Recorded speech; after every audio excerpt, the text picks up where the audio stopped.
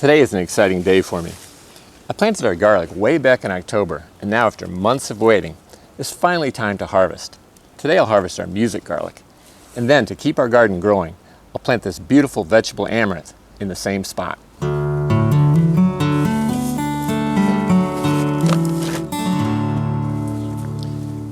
Music garlic is a hardneck variety that's more than cold hardy enough to handle our Zone 5 winters. We planted this crop entirely from bulbs that we saved from last year's harvest. That combined with the fact that we fed the plants only with free vermicompost, compost, and organic mulch makes this a very inexpensive harvest. After planting the garlic in October, we mulched it in late fall with a heavy layer of leaves to protect it from the winter cold. In the spring, we brushed aside most of the leaves to allow the garlic to emerge, but we left some in place. Hardneck garlic varieties grow scapes, which we harvested and ate in June. This makes the bulbs larger, and the scapes are a delicious addition to a variety of recipes. You know hardneck garlic is ready to harvest when at least a few of the leaves at the bottom have died back. This garlic could have actually been harvested a number of days ago. Let's start our harvest and see what we find. This one's a little stubborn. Oh, pretty good sized bulb, not too bad at all. Music garlic isn't just cold hardy, we also like the taste, and it stores very well. Depending on your soil type, you may need to use a tool to dig up your garlic. But our soil is friable enough that they're easy enough to pull up by the neck.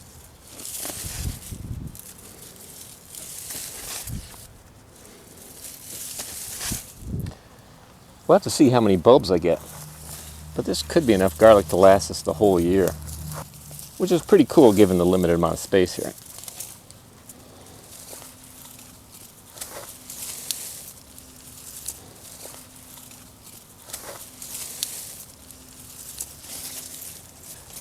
Well, I'm getting toward the end of the harvest, and I have to say I'm very happy with how it's going. The bulbs are a decent size, they're very healthy, and we have lots of them.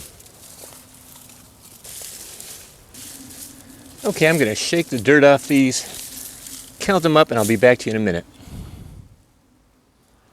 Okay, we ended up with 52 bulbs of garlic. Assuming they have about 6 cloves each, I'll save 10 of the largest, healthiest bulbs to plant this fall for next year's harvest. And the rest of the garlic, plus what we've already harvested, should give us enough garlic to last us throughout the year. Now let's start the curing process. If garlic isn't properly cured, it won't store as well, so this is a very important step. All you need is a dry, shaded, well-ventilated area where you can hang the garlic for a couple weeks. I've covered my hoop house with a tarp so I can use the hoop house. Okay, let's start hanging the garlic.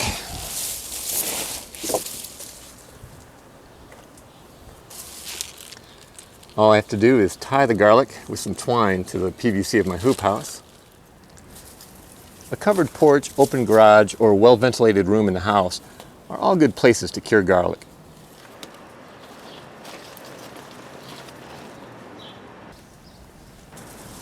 Okay, I'm going to finish hanging up this garlic, and I'll be back with you in a moment. Okay, I'm done hanging up all the garlic. I'll be back here in a couple weeks to bring the garlic inside and finish preparing it for storage. If you'd like to learn everything there is to know about how I plant, grow, feed, cure, and store garlic, please see this link. Now let's go plant some amaranth. One of my goals is to have a continuous harvest of fresh produce from the garden year-round. So rather than let this space go to waste where I just harvested the garlic, I'm going to go ahead and plant vegetable amaranth right away. To get the amaranth off to an early start, I planted seeds in early June in biodegradable pots. I used both purchased pots and homemade paper pots. To plant them, I simply plant the entire pot in the soil. The roots are already coming through the biodegradable pots. I plant the pots about every 6 inches. I just brush away the leaves and plant the whole pot. Try not to go any deeper than they were originally planted. Vegetable amaranth loves the heat, and it's a great green to grow now that some of our cool weather greens are no longer growing. Its leaves are more tender and tasty than other amaranth varieties, and we like it raw and in cooked dishes. It's also known as Chinese spinach and callaloo, and is very popular in the Caribbean, where it's used in callaloo soup. I'm not worried about the plant's roots breaking through these pots, because the pots are already decomposing pretty quickly, and they'll decompose even faster now that they're in the soil. In fact, the roots are already growing through many of the pots.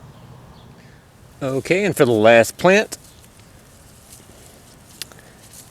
absolutely beautiful.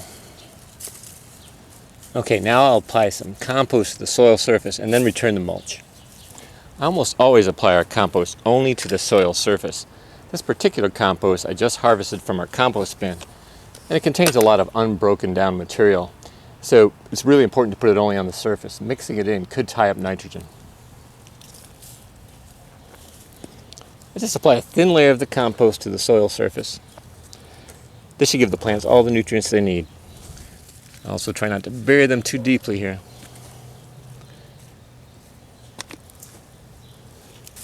And with the compost down, I'll return at least some of the mulch.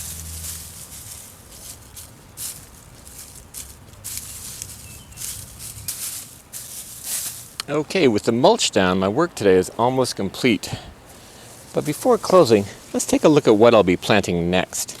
Back here in this bed where I currently have purple Viking potatoes and peas. I already started Brussels sprouts and Malabar spinach in pots in June, and after harvesting the potatoes and peas, I'll plant them in this bed. The Malabar spinach will replace the peas on the trellis, and I'll plant the Brussels sprouts down below. The Brussels sprouts will be the first of our fall crops that we'll plant in the garden this year. I'll share the final pea and purple Viking potato harvest, as well as the planting of these crops in the next few weeks. I hope you enjoyed this brief glimpse into what's going on in the One Yard Revolution garden. If you did, please give the video a thumbs up. And if you haven't already, please subscribe for more videos on how to grow a lot of food on a little land without spending much or working harder than you have to.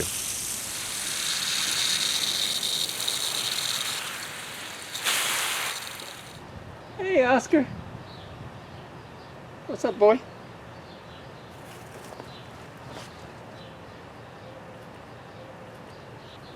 You finally came to see about me. Hey, baby. Come here. Oh, you're being shy, huh? Well, that was a quick visit.